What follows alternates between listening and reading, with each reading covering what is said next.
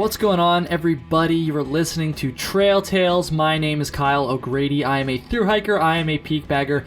I am a huge hiking nerd, and every single week on this show, I chat with another thru hiker, another peak bagger, and another hiking nerd about their experiences on the trail. And folks, this is a big episode. If you listen to this show on the regular, there is about a 99.99% chance that you know who this week's guest is.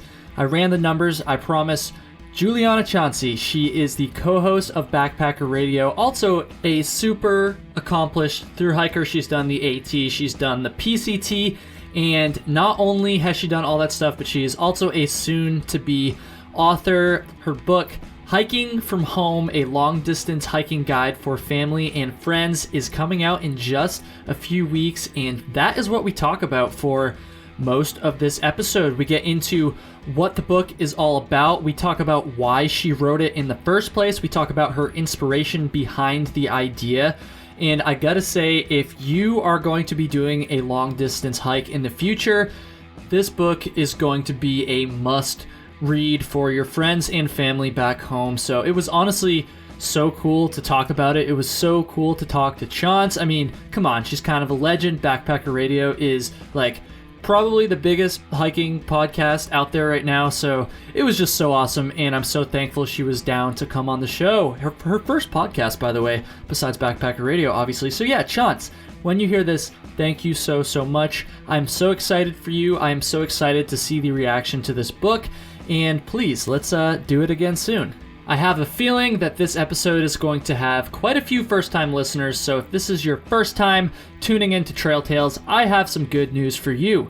There are 64 previous episodes that you can go check out now. I've talked to tons of Appalachian Trail thru hikers. I've talked to quite a few PCT thru hikers as well. I've talked to folks that have done the CDT and a bunch of other smaller trails that you might not have heard of as well. And honestly, that's just the tip of the iceberg. We have a ton of fun around here, and like I said, we post every single week. I don't know why I'm saying we, it's me, but yeah, every single week, every single Wednesday morning, there will be a new episode of Trail Tales for you to listen to. So yeah, check out some old ones and subscribe if you like what you hear.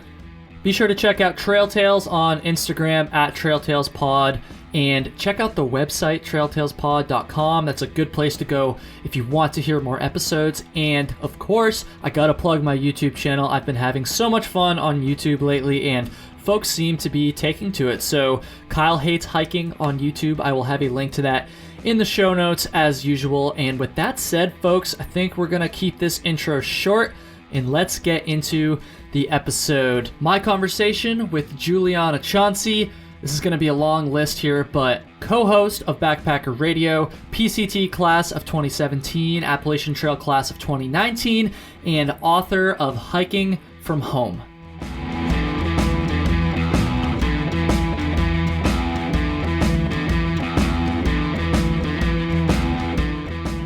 Juliana Chauncey, what's going on? Hi, how's it going? This is really, really cool. This is like, I don't know, I've had a couple other like podcasters on the show before, but I feel like Backpacker Radio is at like the top of the game, so this is I'm very excited to do this. I'm super thankful for you taking the time today. And obviously you've done a ton of stuff on the trail and have this book coming out soon, so we are going to have plenty to talk about. So why don't we just start? I'm sure most people listening probably know who you are already and probably know what you've done, but just for those who might not, why don't you go ahead and just kind of introduce yourself and tell everybody what you've hiked? Okay.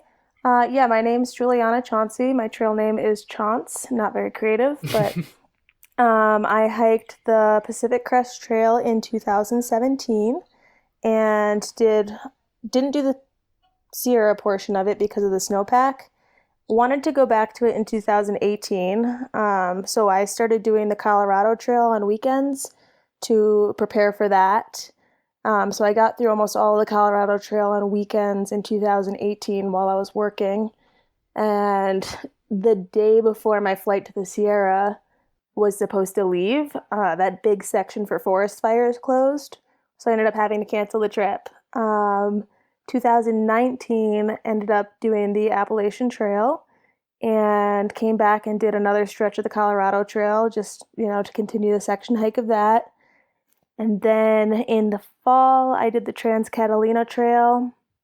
And so far, nothing concrete planned for this summer. I'm going to try to take a few weeks off in August again to attempt the Sierra, permitting that the fires don't happen again. But I've got a buddy from the AT here who's going to try to do that with me. Nice. So that's the upcoming lack of plans for the year, but if I can get there, that's exciting. Hopefully you won't have any more bad luck in terms of that. It's like I'm East Coast, like pretty much all the way, so forest fires are like a foreign concept to me. I guess the South does get fires sometimes, but certainly up where I live in the Northeast, like that. I mean, I'm sure it's happened at some point, but for the most part, don't have to worry about that. So that would be pretty frustrating.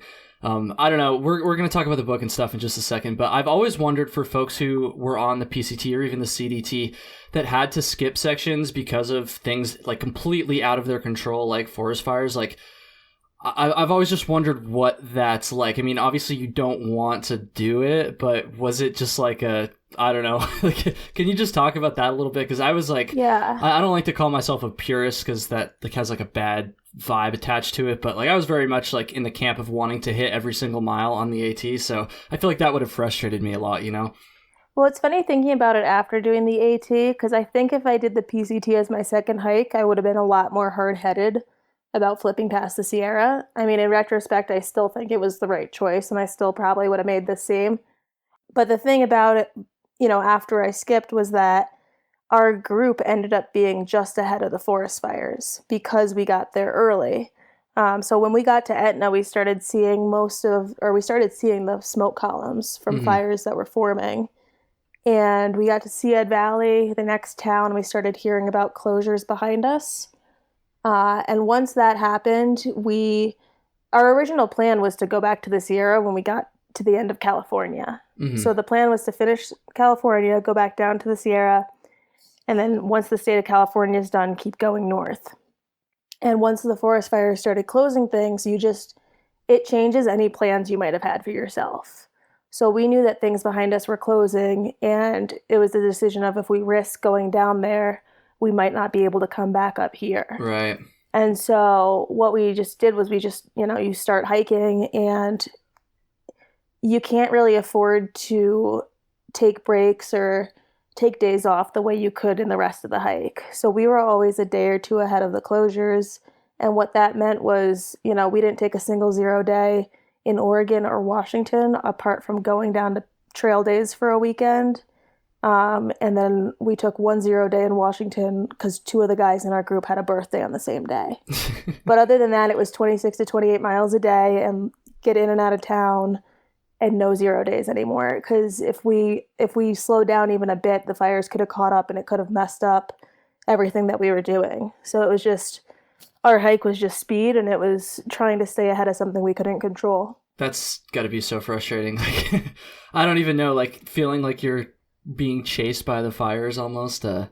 That's tough. But I mean, that's just kind of how it is out there. I think I might have asked a PCT hiker this a long time ago on this show, but is it like pretty uncommon or at least difficult to get like a full on PCT through hiker? Or what I mean by that is just like hit every single mile basically because of things like the snow in the Sierra and, the fires and various things like that. It just depends on the year. It really depends on the year and what the snowpack is like and what hand you're dealt with the forest fires. Because in 2018, it, didn't snow nearly as much. And so a lot more people were able to make it through the Sierra because they didn't have to, have that concern about either the ascents or the river crossings the way that, they did in 2017. And when there's not fire closures happening and you're not having to deal with workarounds and, finding the budget to get from one part of the trail to another, it just changes the hike. So it's hard to say because it really just depends on the year and the type of hiker. Yeah, it's always like a little bit stressful for me to hear people say that because like I'm looking at doing either the PCT or the CDT, within the next couple of years, I'll say. And again, like I'm very much like trying to hit every single mile if I can, but I know that's just like the way it goes out there. So you got to be a little bit more flexible with that stuff. If you get a bad year, like you just said. So we'll see what happens. But anyways, let's kind of jump into this book. So you're writing, or you wrote, is it done now? I know you got the pre-orders out and stuff. Yeah. I wasn't sure if like you were still finishing up, because I know it's being released in just a couple weeks, right? Yeah, so it's released, and now it's less than a month that it's going to be officially on sale. Mm-hmm. But I put it on pre-sale, I think a week or two ago, because I had gotten to the point where I made the first prints of it. And so all I did then was I read through the printed version and just marked up things that didn't look right in the text when I was holding it. And I uploaded those changes, and now the first box or two is in the mail now, coming to me. So I'm super excited about that. That is so awesome. Are you like nervous at all too? Like, I'm sure you did a great job, obviously. I'm sure you're proud of it, but like, is there at least like a little bit of nerves there, or like, what are you feeling, knowing this is about to be released to the world? I'm less nervous now than I was before Christmas. So like my whole goal was to have it done by Christmas. So I knew I was going to write this when I started hiking the AT, because it was just an idea I had over last winter. Mm-hmm. And so me and the guy I was hiking with would just talk about it, and brainstorm like different things that would be useful to put in the book, different topics that could be handy. Right. I was posting a lot of stories with like polls and things like that. And then so when I got back from the trail, one of the things was I was just planning on living in my car until the weather got cold and I had to start paying for rent. And with that, since I wasn't really spending money, I didn't get a job right away because I still had a little bit saved up that I could use. And so I would just spend every day going to Starbucks, and just writing until they closed. And then I would sleep in my car in the parking lot and then go back in the next morning. Mm-hmm. And so I wrote it pretty quickly. I got done with the actual like writing of the book by November.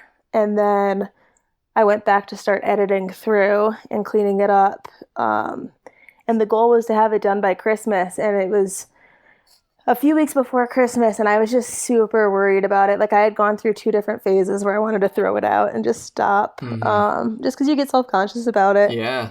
And I just decided to have a set of beta readers read it. So I put out a call out that asked for, I wanted different categories. I wanted aspiring hikers. I wanted past hikers. I wanted parents of aspiring hikers, and I wanted significant others of aspiring hikers. And significant others of past hikers. Those are my 5 categories. Yeah. And I chose 3 to 5 people in each category, sent them a copy of it, what I considered done at the time, and just said, tear it to pieces. Like, read through it, point out anything you liked if you feel like it, but, tell me the parts that you get bored, tell me the things that you think should be different, tell me where you get, like, confused, or if you want something clarified. And so I had like 15 to 20 different people email me back pages and pages of feedback, and it was super helpful. So I just went back through at Christmas in January, and I rearranged a lot of stuff. I cut a bunch, I added different things, and when I reread it after that, it just seemed so much better than what I was going to put out in December. Mm-hmm. And then I had like 15 to 20 people behind me saying, hey, we read this, and like we don't think it's the biggest pile of garbage in the universe. So that kind of calmed that nerve a bit. Yeah, definitely. I can see how that could be helpful. First of all, the feedback, and second of all, just having like some people reassure you that like it's actually good. And I can't relate quite on the same level, but just like just for instance, when I put my first like YouTube video out a couple months ago, I thought it was like so bad. I made it private and sent it to a couple of my friends who like watch hiking YouTube videos and stuff. And once they were like, Kyle, this isn't like that bad. Like you should just upload it. Like quit fucking bitching. And then I was like, okay, you know what? I'll just do it. So I kind of know what you're saying there. I don't think I asked you yet. What's the book actually about? I mean, I know, but like for everybody listening, like, why don't you just give like the description, like the brief overview of what the book's about, and then we can kind of dive in a little bit more because I have a lot of questions about it. Yep. So it's called Hiking from Home, a long distance hiking guide for family and friends. And basically what my go-to thing that I say about it, which I feel I say every time, is that I kind of started noticing the more involved I was in the hiking world that, you know, like Zach's Appalachian Trails book, there's a bunch of books that are either not like that, but, they're written for the hiker. They're guides to hiking written for the hiker, or they're books on through hiking written from the hiker's perspective, that other hikers are buying and reading to prepare for their hikes. And that's great because it's helping people understand, what they need to do to be successful on a long distance hike and, how to prepare themselves physically and mentally to do that and to take on something like a thru hike or a section hike. But then what I noticed, especially like going to trail days on the Appalachian Trail and talking to everyone that was coming to the trek tent and just meeting a lot of the family and friends of hikers between trail days and this one talk I did in Pennsylvania when I was hiking, was that a lot of people who are the parents and the family members and the friends and the significant others of hikers really wanted to understand what long distance hiking was like. Mm-hmm. And part of the main fears and concerns they were having for their hikers was something that stemmed from them just not understanding how thru hiking works. Yep. Like they don't understand how a person can get from Mexico to Canada, how they feed themselves the whole way, how do they get water, how do they know where to go, how don't they get eaten by a bear, like all types of concerns that are just because you don't really understand what it is. Mm-hmm. And so I found that these people were turning to books that were written for the thru hiker, for the long distance hiker, to try to get some sort of understanding for what it was like, but that those books don't necessarily answer all of their questions, or they talk to them assuming that they're at a certain level of understanding about long distance hiking, or it leaves out super obvious facts that, we just take for granted that we know because, we have experience hiking and backpacking. Mm-hmm. So I wanted to write something that would explain long distance hiking to the people at home in a way that went through the details that they need to know, but doesn't get into the nitty gritty that the hiker would only need to know. Right. And that answers most of their questions and concerns just through facts, through examples, through stories from past hikers, just to kind of arm them with knowledge when it comes to their concerns. Right, which I think is so awesome. And I'm honestly like very curious about the inspiration for the idea. So when I was kind of coming up with these questions earlier, I was initially thinking, okay, maybe this was something that kind of stemmed off of her experience communicating with friends and family back home, during her thru hike, or maybe it was kind of, I think, what you alluded to a second ago, just understanding other hikers, I guess. Yeah, like you said about the trek tent at trail days and stuff, because obviously you're very involved in this community and you interact with folks a lot. So yeah, would you say that the inspiration for the idea was more based off of your personal experiences or just experiences that you kind of saw unfolding around you from various hikers? I think it was a bit of both. So part of it is like, obviously the more involved I've become in the community, I mean, I get messages on Instagram or, on YouTube or Facebook where people are asking questions, and I notice that a lot of the questions are the same. And, so I remember thinking one time, I wish there was like autofill responses in like Instagram things so that if I type out like a well-thought response to a question, I could just send that back to the next 5 that are the same question. Yeah. Like things like, what about the bears? Like, how do you guys get food? Like, are you going to bring a gun? Like different kinds of questions like that I feel like everyone asks. So like, you can write out an answer and send it to multiple people. But also just how other people's parents and people at home responded to them hiking compared to how my parents do. Because when I told my parents I was doing the PCT, I was kind of nervous to tell them. I didn't know how they'd respond. I had gone backpacking a lot, like in the hostel hopping sense in Europe and Thailand in college, not like in a hiking way. Yeah. But so they were kind of used to me traveling and going on last minute trips. So I didn't think they would mind that much, but I thought that they would obviously be shocked. So I had sent them like a wall map, a National Geographic wall map before the PCT. I told them to both be in the same room when they opened it. I Skyped them, was ready for them to open it. And they were like, what is this? And I was like, well, read it. And they were like, it says the Pacific Crest Trail. I was like, yeah. And my mom was like, oh, is that one you did last year? And I was like, no, Mom, I've never done something like this. And my dad was like, oh, okay, so you're going to walk it? And I was like, yeah. He's like, okay, cool. and went back to watch the Syracuse game. And so it was like, okay, cool. Like, you guys are not fazed by this at all. Which is awesome. Which is awesome. My mom was concerned about if I was going to go alone, but then my friend decided to start the PCT with me.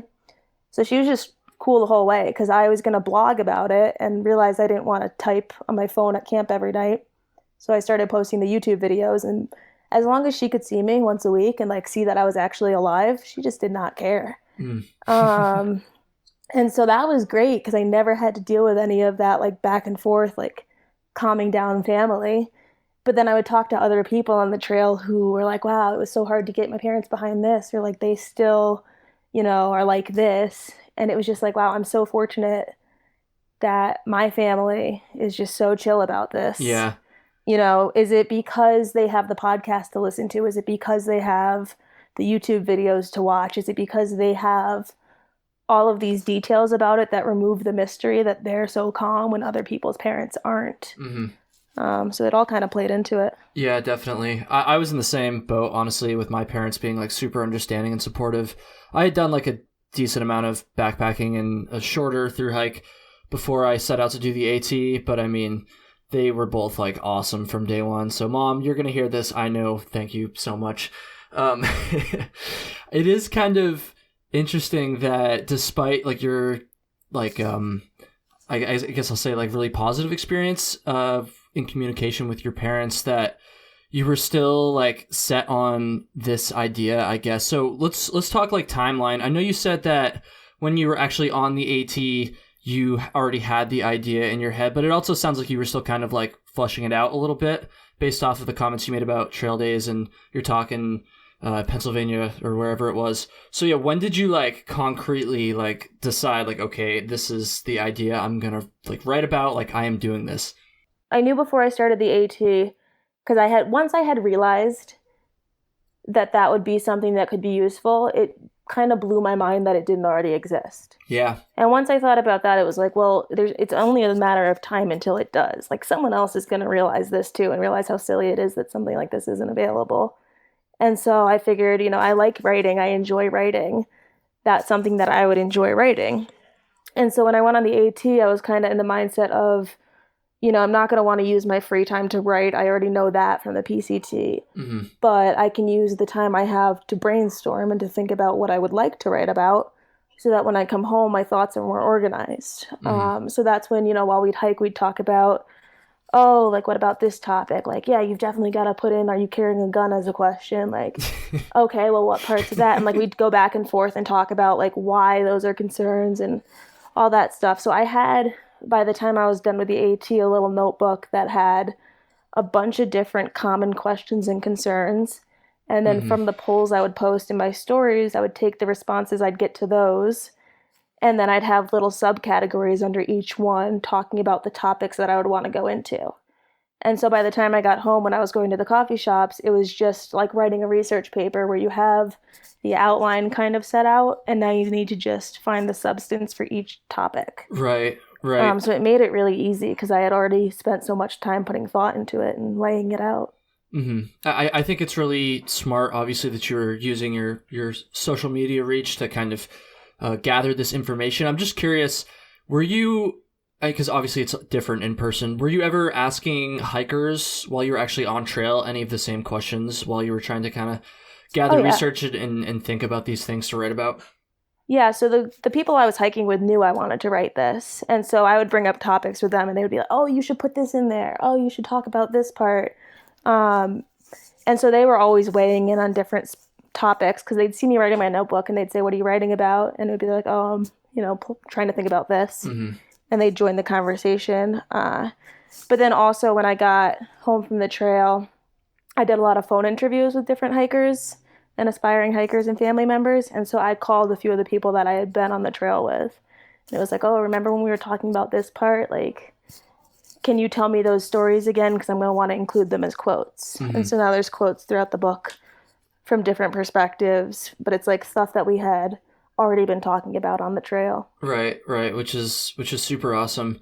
Let me ask you this. So straying a little bit, but I'm just curious, like, how much attention was this receiving while you were through hiking? So I'm just kind of curious to know what impact this had like on your actual thru hike, right? Because obviously there's a lot of time to think, and I don't know if this is just like kind of something in the back of your mind every now and then you jot down some ideas, or is this like thinking about it like constantly, like had a huge impact on your hike kind of deal, I guess, if that makes sense.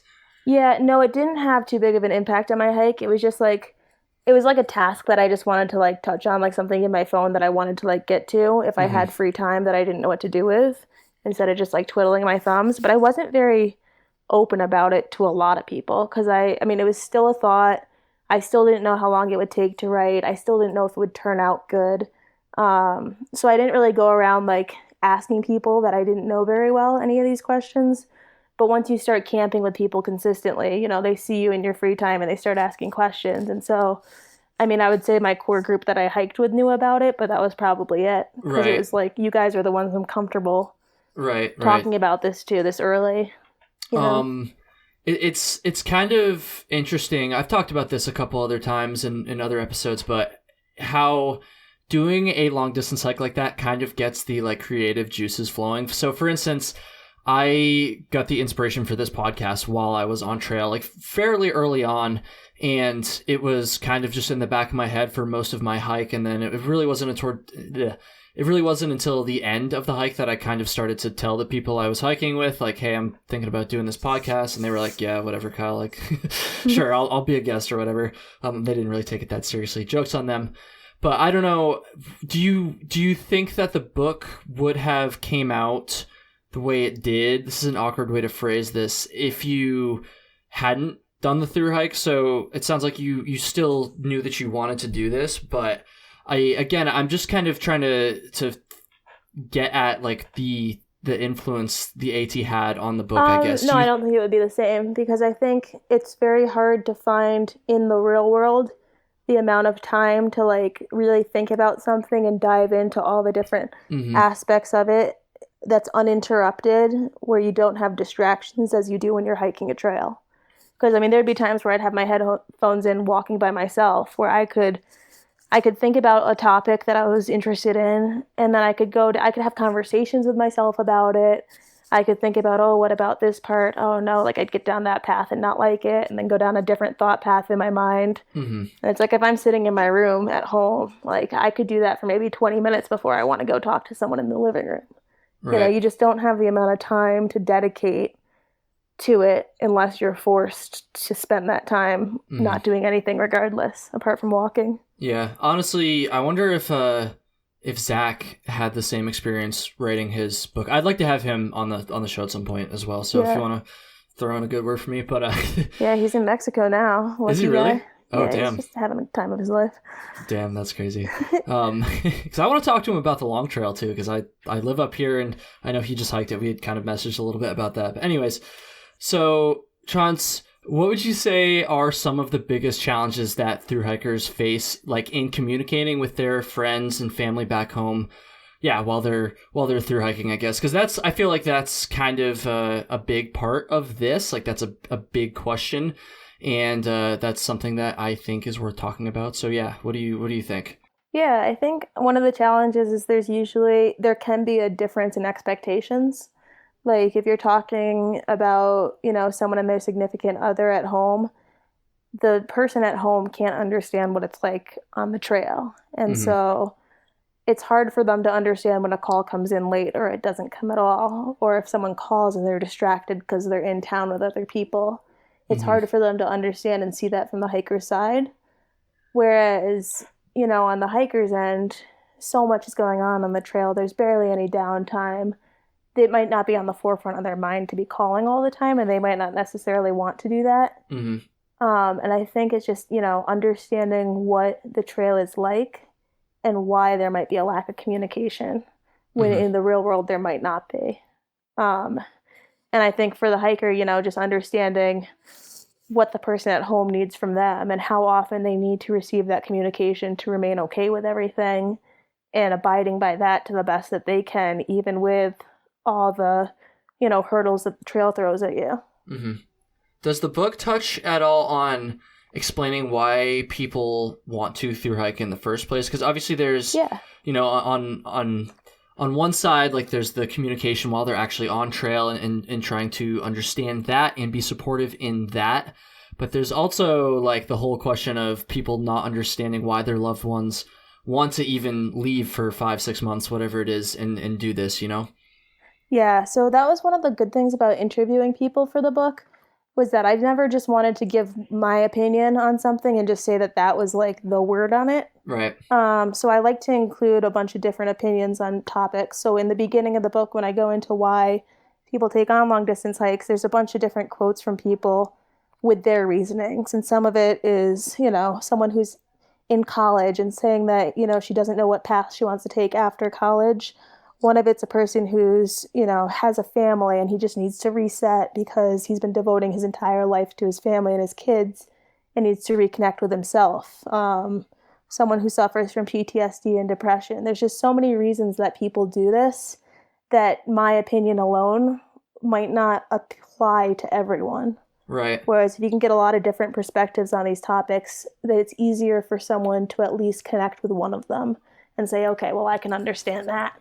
Yeah, which I think is really awesome because obviously there's like different kinds of relationships people are going to have with the hiker, right? Of course, a parental relationship is going to be different than a like romantic, like a significant other kind of relationship. So I think it's good, coming from someone who's a thru hiker and who's kind of dealt with some of this stuff, that you were able to kind of represent, a more broad spectrum rather than just like, this is like how to communicate with somebody that's thru hiking or something like that. Actually, kind of on that note, this just popped into my head. How much of the book is like dealing with communication while on trail versus information to help the loved ones just kind of understand the thru hike, things like the gun question and the bear question and things like that? Yeah, so the book's broken down into 6 sections. And so the beginning of the book, the first 3 sections are kind of understanding hiking. So it starts with the basics, understanding why people do it, the benefits. I did a lot of research for the book, so I wanted to be able to back it up with fact too. Right. So it goes into kind of the amount of time that people spend outdoors these days and what that does to us and how that affects us, like physically, emotionally, mentally, and how that is compared to how things used to be before we had all kinds of, scrolling social media and our faces connected to a screen. It goes into the logistics after that in section 2 of what gear people carry, how they get food and water, how they know where to sleep, navigation. That's so that awesome. Sort of thing. Yeah. That's like, and then that's got to be so helpful. Like, of course, my parents like understood a lot of this stuff beforehand, but again, just like relating back to other people I was hiking with and their experience, like with their parents and significant others and stuff like that's just so helpful. Like, I'm excited. Yeah. This is an awesome idea, Chance. Yeah, I hope it helps people. But yeah, so after the logistics, like now that you understand what it is and why people do it, then it touches on safety. So section 3 is the safety question. So if you're going alone, the debate on carrying protection, wildlife, hitchhiking, environmental hazards. I went into like some of the common injuries and illnesses that hikers get, along with ways to prevent and treat them. So that if anyone's at home and, their hiker calls and they're like, oh, my foot really hurts. Like, I've tried this and this, like, but I keep having this pain here. They have the knowledge to be able to say, oh, that sounds like this. This is what you should do to treat it. So they feel useful in their hikers hike because they can be that resource for them. See, that's, I'm glad you just said that too, because just from my own experience, I feel like involving the loved ones back home in the thru hike some sort of way, whether that be just something as small as them like relaying some information or sending you some gear or something like that, it is like so important in getting like their support. So I'm glad you kind of just mentioned that thing about like the injury there, because having them involved like that is just so important in my opinion. Yeah, I think it's important for the hiker's morale, and it's also important for the person at home to feel like, they're not just forgotten about and that they can play even just a small part in helping you and that they're still needed. Yeah. But then, so after the safety, it goes into staying in touch. So I talk about ways to communicate, the different ways to communicate. I touch on the 4 main satellite communication devices people are using and go through the pros and cons of each, because that's usually a gift that a family member gets a hiker. Not always, but a lot of times when I've asked people. it's because the family member wants them to be carrying it. So I give them some more knowledge on that. Planning a visit, designating your at-home coordinator, and then like who to contact if something goes wrong. And then from staying in touch, I touch on the next section is support. So I go into ways to support the hiker before the hike, ways to support the hiker during the hike, talk about homesickness and wanting to quit and how to respond if a hike does end early. I explain post-trail depression, what recovery time and expectations might be like after a hike, and just ways that a person can be supportive to a hiker no matter what phase of the journey it's in. And then the last section is just, it's mainly geared towards significant others because obviously they're going to need a bit more than anyone else. So it's just, about setting expectations, how to grow with your hiker, what to do when communication is lacking, how to handle arguments, things like that. Do you touch on like significant others, or I guess it doesn't even have to be them, just anybody, loved ones, actually visiting the hiker while they're like in the midst of their thru hike at all? Yep, there's a whole chapter on planning a visit. And it kind of goes into, the different types of, it's easier at the beginning of a hike because you're all at the same pace. It's easy to pick a time or pick a place, but it's going to be really hard to pick a time and a place beforehand, just because of how hard it is to coordinate where you're going to be on trail. Yep. How some people might be eager to have visitors hike with them, how maybe it might be best for you to meet them at camp at night and just, maybe cook them a dinner or something and spend the time with them not actually hiking if you're not going to be able to keep up. Or how sometimes hikers just want it to be their own thing. And just explaining kind of the logic between whatever way your hiker is acting towards you wanting to plan a visit. Right. I know for me, I love to visit friends and family members while I was thru hiking, but I didn't get that many freaking offers of people wanting to hike with me, but the couple times that it did happen, I was always like, that's probably not the best idea. And I think it's good you talk about that stuff because for people who are not thru hiking, it can be a little bit difficult to understand why that's not necessarily the best idea, or at least the most convenient thing for the person who's actually thru hiking. So I think that's I think that's really good. And I got to ask you about the thing you said a few minutes ago about like covering hitchhiking, illness, and hazards, just like the general like kind of bad stuff about a thru hike. In the book, because obviously this is a book designed to help folks who do not really understand thru hiking that much be supportive of their loved one while they're hiking. So it would be real easy for you to just kind of gloss over the bad stuff, right? Like you don't want to like put anybody off, and it sounds like you did not do that. You were like keeping this shit real. So I'm just kind of curious, how did you approach the more like touchy subjects like the hitchhiking, illness, dangers, things like that? I mean, I think the thing is, like, I don't want to mislead the people at home either. Like, I don't want to write a book that tells them, hey, everything's going to be fine, and then something happens and it's not fine, and then it's like, well, you said it was rainbows, Yeah, like, right. But I feel like that's a fine line to walk, right, between being real and not misleading people, and also not like painting the thru hike in a bad light, Yeah, I think the main thing I try to get across in each section is that, these like bad things can happen at any phase of life. It's not just on trail, but things can go wrong anywhere. But, if you're prepared for the situations you might encounter, then the odds of you walking away with a good story rather than something scary happening is a lot higher.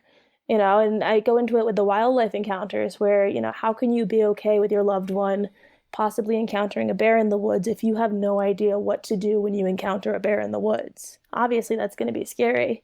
So it walks them through like, hey, if you see a black bear, this is how a hiker is supposed to respond.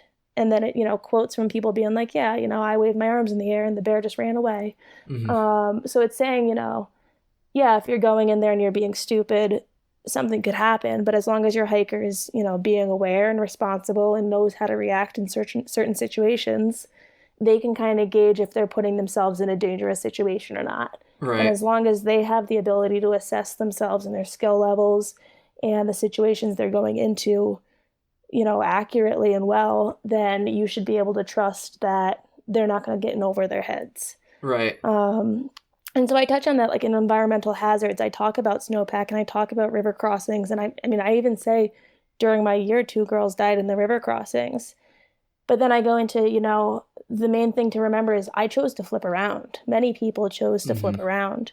I knew that my skill level wasn't there, so I didn't put myself into that dangerous situation.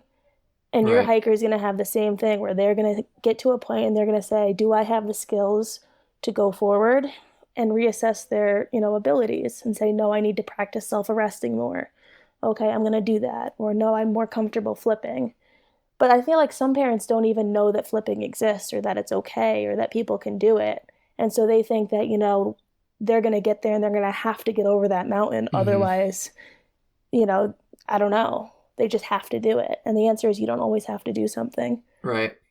So just kind of teaching them about what each thing is, how to approach it safely, and that their hiker always has a choice. I think that usually helps. Yeah, definitely. Because, you wouldn't be doing anybody any favors at all by kind of glossing over that stuff and just... Right. How about hitchhiking? So the reason I'm asking about this is because I made a YouTube video about this not very long ago, so it's kind of just fresh on my mind. I feel like, and maybe not, but at least for me, I feel like it would be easier to kind of calm someone's nerves about like a bear encounter, for instance, than it would be about like hitchhiking, because hitchhiking is just like, it's just fucking drilled into people that it's like super dangerous and that it should like never happen and all this stuff. And in my opinion, it's not nearly as dangerous as anybody or as everybody seems to think it is. But I don't know, like, how did you approach that topic specifically in the book? Like, what do you don't have to give away every single thing right now, obviously, but I'm just kind of curious to hear like the rundown on that subject. Yeah, so I kind of just went into, why people do it. So hitchhiking, like, it's often the most convenient way for us to get to town. If we don't hitchhike, sometimes it could be a full day of a road walk just to get to town from the trail. And that's a full day where you don't know the water sources. You could be walking on dangerous highways. It's not always the safest option to just not hitchhike. Public transportation isn't really an easy thing. But then explaining that, out of all the times I've hitchhiked, I only hitchhiked by myself one time, and that was by choice. And the idea that, your hiker never has to actually take one of these rides on their own.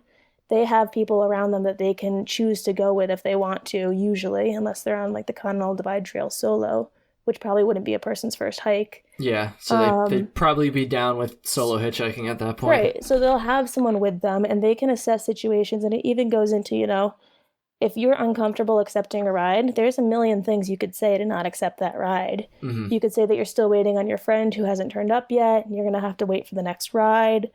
Oh, is this, this road to this town? No, it's not. Oh, I must be at the wrong place. Sorry. Or, oh, I just realized I left my water filter back at that stream. I've got to run back and grab it.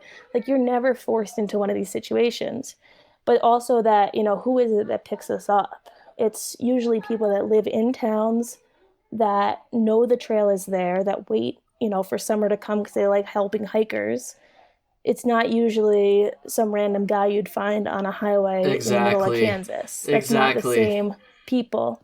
And just explaining, the type of people that pick you up, the type of scenarios that happen, just all of that with quotes throughout from different people saying their experiences that reinforce that is the case is just, I think that helps. And then, always the idea of no one is forcing your hiker into a car. Right. Like that's not, they don't have to accept that ride. If someone shows up to pick them up and they're drunk, you don't have to accept the ride. Of course. You just got to do a look over before.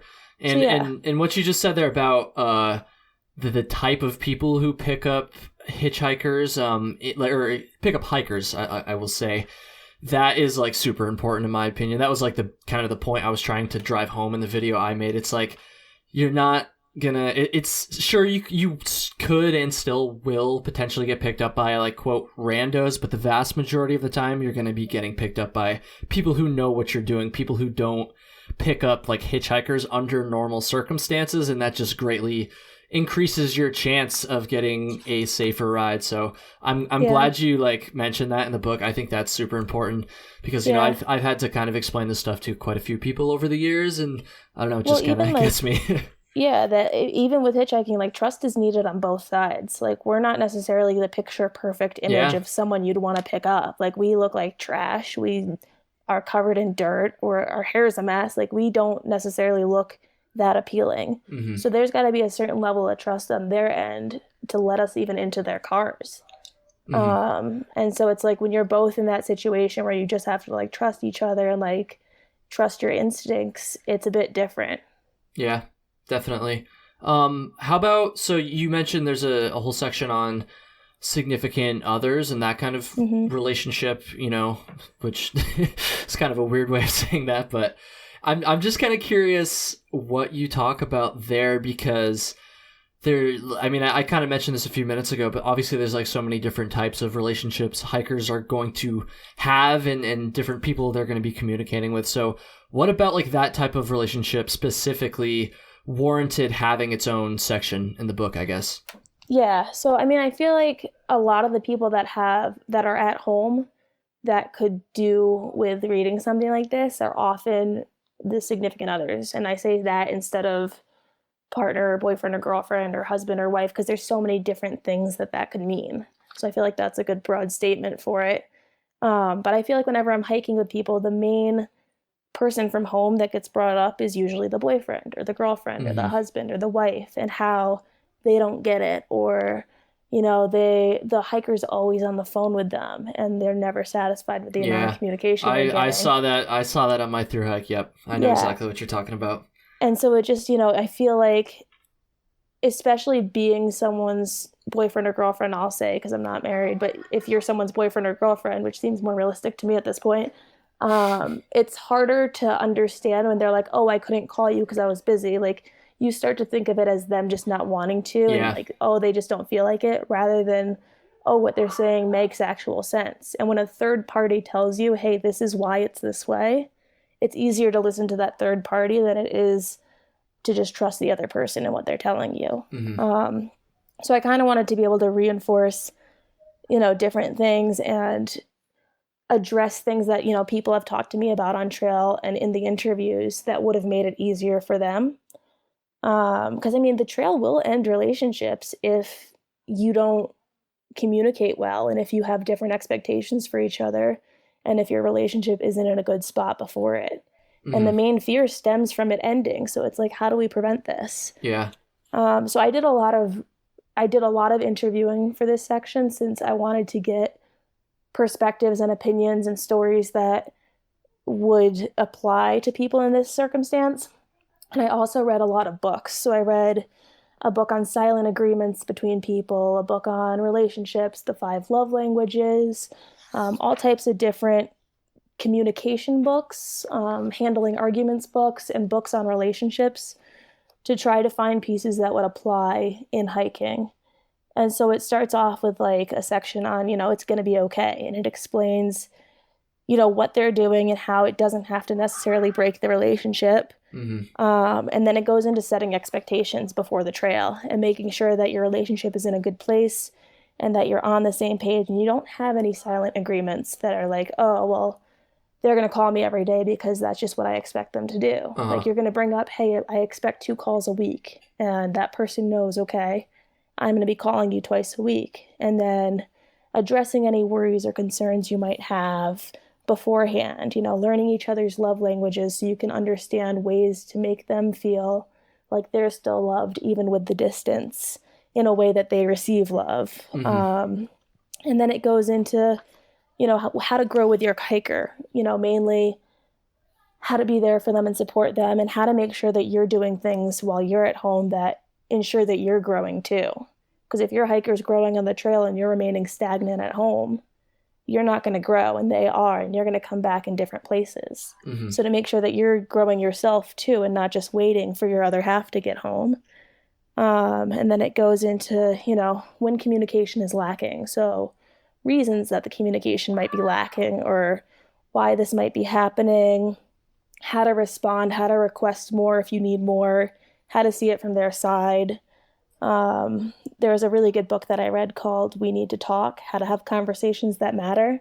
And that goes through like different tips on how to listen well or how to communicate how you're feeling without being aggressive or attacking, and saying things in a way that are easily received from the other person. Mm-hmm. So just to help, like if you're frustrated about something, like how do you handle that argument? How do you bring it up in a way that the other person will be able to respond positively to, rather than defensively to? Mm-hmm. So just all types of things like that are more geared towards someone who's in a relationship than someone who's someone's parent or child. Right. Where they might not need that amount of detail. Right. Because it is a like extra unique like kind of situation there. Mm-hmm. Let me ask you this. Some people would say, and I don't think that most people like us would say this, but some people would say that leaving your significant other behind and going for a thru hike like that could be a selfish move. So I'm kind of curious to hear, and again, I don't say that, but some people definitely would. I'm curious to hear your thoughts. I wrote that in a sentence. Okay. Yeah, people consider it selfish. So that's kind of where I was going there. I want to know your thoughts on that, and yeah, I was going to ask if you had addressed that in the book as well, which it sounds like you have. I do. I mean, yeah, to an extent it is selfish, and to an extent the hiker needs to remain selfish in order to stay in the mindset that they need to be in to complete a thru hike. Mm-hmm. And you need to be okay with that before your partner leaves, and you need to understand that otherwise you're going to be on different expectations, and you're not going to, you're going to butt heads when they're on trail because you're going to be expecting something that they're not going to be able to give you just because of the nature of what they're doing. Mm-hmm. But then it goes into how, something like that's a lot scarier for a relationship that's newer and has, you've only been dating the person for a year than it is for the people I've talked to who have been dating for decades and have been married for 30 or 40 years. Because you think about the percent of time that the person's on trail, and if you're in a 1-year relationship, they're going to be gone for what would have been half of the relationship. Mm-hmm. And that's a lot scarier than us, we're married for 40 years, you're gone for 6 months, like have a good time. Mm-hmm. And I feel like, for newer relationships like that, it's harder to express that, in something that is going to have longevity and be around for the long haul, there's going to be gives and takes. Mm-hmm. It's not just going to be, he's off hiking 24/7. It's going to be, hey, this is the trip that I've been planning my whole life. I've always wanted to do this. I really want to take it. And you're going to have something too that you want to do at some point. And in a relationship that's built to last, there's going to be gives and takes where both people feel like they're able to pursue their dreams and goals when they can. Mm-hmm. And if you're thinking about it in a shorter term, it's going to be harder to get behind that. But if you're thinking about it in the long term, then it's like, okay, I'm going to have my turn too at some point. Yeah. I mean, that's such a good way to look at it, I guess. And I was not in a relationship during my thru hike, and so I can't relate to this personally. But like I said a few minutes ago, I definitely saw people who were struggling with having their significant others understand this. And again, it's reasonable. That's reasonable. It's not easy, obviously, but I'm glad that there's going to be a resource out there that's going to talk about that, because it's important, and it's really tough. And you had mentioned that having this stuff come from a third party is going to have a different impact as well, versus coming from the person who's on the hike, who has the interest of trying to convince their significant other that it's all going to be okay. So I think, whoa, my screen just died for a second there. Oh. I think that's just so awesome.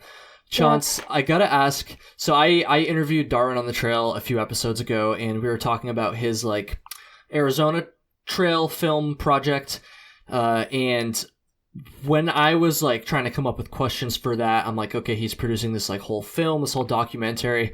I was like, where do you even start with a project that big? Because that's way different than just, making a top 10 backpacks or whatever video. And obviously writing a book is way different than doing a podcast or doing a trail vlog, something like that, writing an article. So I'm going to ask you the same question. So once you actually had the idea itself, because obviously that's going to come first, but once you finally have the idea, you've committed to the idea of writing this book, what is step one? What's the first thing you do? Do you just start writing? I don't even know. Where do you start there?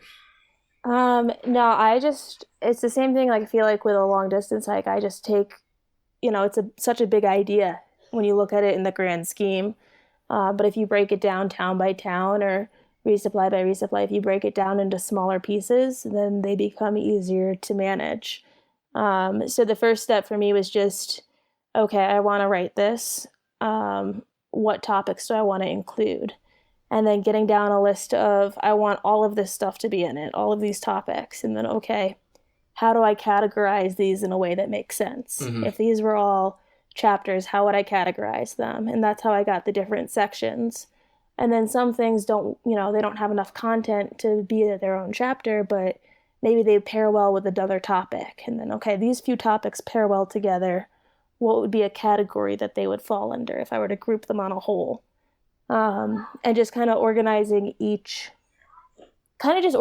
table of contents, really, when you think about it. Mm-hmm. And then going through and saying, okay, in each one of these chapters, I want to touch on these things.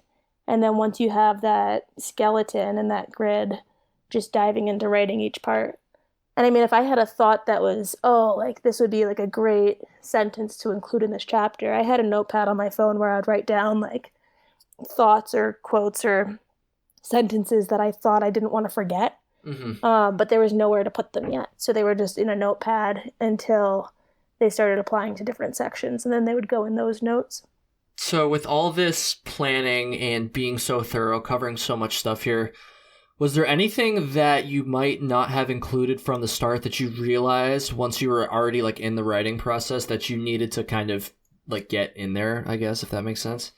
Yeah, I mean, that's the good thing about writing a book, though, is that no one knows what chapters were the OG chapters, you know? Like, no one knows which chapter I added at the last minute, because I was like, oh, shoot, I should talk about this, too. But there's stuff that I didn't put in that I still think, might have had a place. Like, I had done all the research and laid out all the rough drafts for a chapter on health insurance. Mm-hmm. And the different types of health insurance a hiker could get, how they go about getting the different kinds. But there's a point where you have to remember the audience. And for me, it was trying to make sure I always remembered that I'm writing this for the people at home, not for the hiker. Yeah. I mean, the hiker can read it too.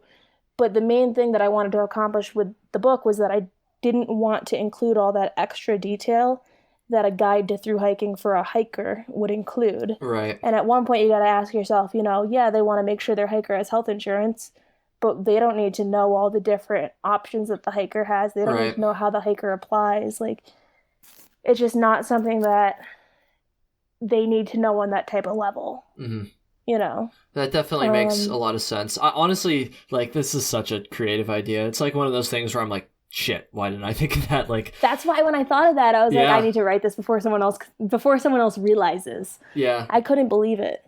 Because it's like, it's such like an involved idea, but it's like so important. And I don't know, it's getting the gears turning in my head a little bit. Like, okay, what other ideas I got this? Because I'm always looking for ideas for like videos and different stuff. So, Chauncey, I just think that's so awesome. And being able to kind of hear it from you firsthand like this is like getting me even more pumped on this. And I like I said, my family was like super supportive right from the start, but I almost wish this existed before, even just to give that extra bit of reassurance, Yeah, and it's kind of nice. I mean, it's nice for me to look at the final product because it's got my name on the title, but there are so many people in the acknowledgments that went into making it, because I'm not like a therapist or a doctor or an expert on certain things. So I would get to places like post-trail depression, and I put down the book for a month when I got to post-trail depression, because I wrote the part and I reread it, and I was like, who am I to tell people about this? Mm-hmm. And, act like I have a degree in this when I don't. Like, how am I supposed to put this in something that's printed and have people read it and really take it seriously? So there's a lot of sections that, people that I know from the trail or people that I got in touch with who are in the hiking community have read over and contributed to the writing of it. Mm-hmm. So like post-trail depression, I had a past Appalachian Trail thru hiker who's a therapist and has all kinds of letters after his name, read over the entire section and provide feedback and comments. And same thing, common illnesses, I had 3 doctors look over it, or physical therapists looked over common injuries, just different people that had the right to say, this is why you should do these stretches. Right. This is what you should do to treat this thing. Who am I to tell someone that? So I wrote down, what my research showed, and then they read it over and gave their input and, their seal of approval on it. And really, it just made it so much better. And so it's nice to look at because it's just like the hiking community is where, everyone's so helpful and everyone contributes. And it's just nice to see it all come together. Yeah, I'm very excited for you. I'm sure you must be freaking stoked. Like all this work that goes into it, even all the way back to when you were still on trail. Like, oh man, like I'm excited for you. Just like hearing all the stuff that's gone into this. Because I'll be honest, of course I knew a little bit about it, but it just hadn't really clicked in my head that it was going to be. Obviously, I knew it was going to be fucking easy, but that it was going to be like this involved, and that there was going to be like it's just so like specific and getting down into like the nitty gritty details. So I think that's awesome. I think this is going to be like an invaluable resource for hikers and their families, loved ones. So I'm stoked. With that said, we're at the end of the episode here, Chance, and we need to do a story. So my regular listeners will know that I often forget to remind my guests to prepare a story. And whenever I do, I always like to own up to it. And I didn't like completely forget this time, but I didn't give as much heads up as I like to, as I often forget to. So I apologize for that. But it sounds like you do have something in mind. Also, for everybody listening, whenever I have someone on who is like a content creator or has a audience who communicates with people and gets their stuff out there, I always like to challenge them to come up with a story that they haven't told before on any of their videos or podcasts, whatever. And sometimes it's hard. I understand that completely. But I challenged Chance. That's a mouthful. Challenge Chance. Oh my God. Okay, challenge Chance. That's a good tongue twister. Chance. Yeah, I know. So anyways, I'm just gonna end this ramble here. So yeah, Chance, did you have a chance to come up with a story that might not have been told on Backpacker Radio before? I think so. So it's funny because I literally Weezer and Ball Flapper are just hanging out in the living room right now. So up until I was starting to record this, we were just sitting at the table and I was like, guys, we need to think of a story. And we could not think of anything that I probably haven't already told. But then I think it's kind of fitting because we were talking about hitchhiking for a bit. Yeah. And I'm not sure that I've told it before, but this is just one of my funnier hitches. This was the one that I took alone. I've since taken like 3 or 4 alone, but this was the first one I took alone. Okay. And we were leaving Damascus, and we were just on different schedules leaving in the morning. And we had rearranged, we were going to double zero, and we had rearranged it to do a 17-mile stretch in between the 2 zeros just because of the way the rain was working. We were trying to play the weather to our hand. So it wasn't just us walking out of Damascus when we ended the second zero. It was us needing to hitch to that road 17 miles out that we had left off at. And so we were all on different schedules. I didn't want to stress out, so I was like, I'll just meet you guys out there. And I went to the road to hitch, got a ride a little way up it, waited again. I was waiting for so long, and this guy stopped to pick me up. Just total... he was missing teeth. I could not understand the words he was saying because of how heavy his accent was, like his deep Southern accent. Yeah. He was like eating this like bag of flamin' hot trail mix that he kept offering me, and I was like, I'm really okay. Like had complete you don't Cheeto want my fingers. Gross fucking hiker fingers in your food. The car was disgusting. There was trash everywhere, and he was like, I can't believe a pretty young lady like you is just out hitchhiking by herself. That blows my mind. And I was like, yeah, like, don't know what to tell you, dude. I gotta get to the trail. He's like, I just can't believe it. And like sentences that I could not understand. But just like bits and pieces of just like nothing malicious or scary or no bad vibes. Just this guy who was utterly shocked that he found me on some back road. Just like happily thumb out, not a care in the world. And so as we're getting closer to where he's dropping me off, he still can't wrap his head around it. And he's like, not even realizing what he's saying, but he's just talking out loud about how crazy it is. And he's like, I mean, if you think about it, there's not a cop within 15 miles of here. Anything could happen, and there's no police officer that's going to hear it. Like, no one's going to know. Oh, geez. And I'm just like, I know, man. Like, we're almost there. Like watching the Google Maps on my phone. Right. And he's like, I can't believe you could scream and no one would hear you. And I'm like, I know. Like holding my pepper spray in my pocket. And this guy just meant no harm. He was just shocked. And he was like, my friends will never believe this. And I was like, I bet they won't. And he was like, they're never, ever going to believe me when I tell them this. I'm going to bet if I bet each of my friends, if I bet them each $1, why, I'd be rich. I'd make so much money off of them. Oh my God. And he'd be like, I'd have to be able to prove it though. And I was like, I mean, like, you won't take my gas money. I could send you a postcard. And he was like, you should send me a postcard and I'm gonna bet all of my friends. And I was like, okay, make all your bets. And I like took down his address. And when I finished the hike, I had printed out postcards that had me on Katahdin on them that I sent to like different people that had helped throughout it. And I pulled out his address and I mailed him one, and all it said on it was, tell your friends to pay up. But yeah, that was an interesting hitch. Did you hear back from him at all? No, I didn't give him any way to respond, but he has no way to communicate with me. Right. So it's just kind of one of those fun things where I always wonder what it was like when he got that postcard. Which I feel like is almost even more fun than like actually getting a response. So yeah, that's and then awesome. Part of me is like, does he even remember? Like maybe he just right. He'll probably get. He's probably like, who is this? Must have gone to the wrong house. So good. Well, Chauncey, I think we're gonna kind of wrap it up here. This was so much fun again. Like, just thank you so much for doing this. I do have one more question though, if that's okay. Yeah. So obviously you're on Backpacker Radio with Zach Davis, the legend, author of Appalachian Trails. And Zach has a pretty extensive hiking resume, I'll say, but I'm just wondering if I could get like some clarification on one thing. Did Zach hike the AT? Honestly, there is such a debate on that. I'm going to guess no. There's not really enough evidence for me to say that there could be any type of conclusive answer on that. I don't really see photos from it too often. It's just all stories. Yeah. Anyone can make up a story. It's true. So it's true. Yeah. Anyone can start a blog. So exactly. Anyways, Chauncey, why don't you go ahead and plug your website, your social media, all of that stuff, where people can go check out and pre-order the book and all that stuff.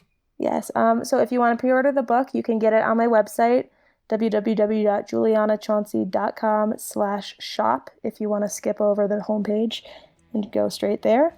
You can follow me on Instagram at Juliana_Chauncey. Find me on YouTube at Juliana Chauncey. And you can find Backpacker Radio anywhere you could probably find this. Hell yeah. Thank you so much one more time. And thank you to everybody listening as well. That's going to do it. Have a good one.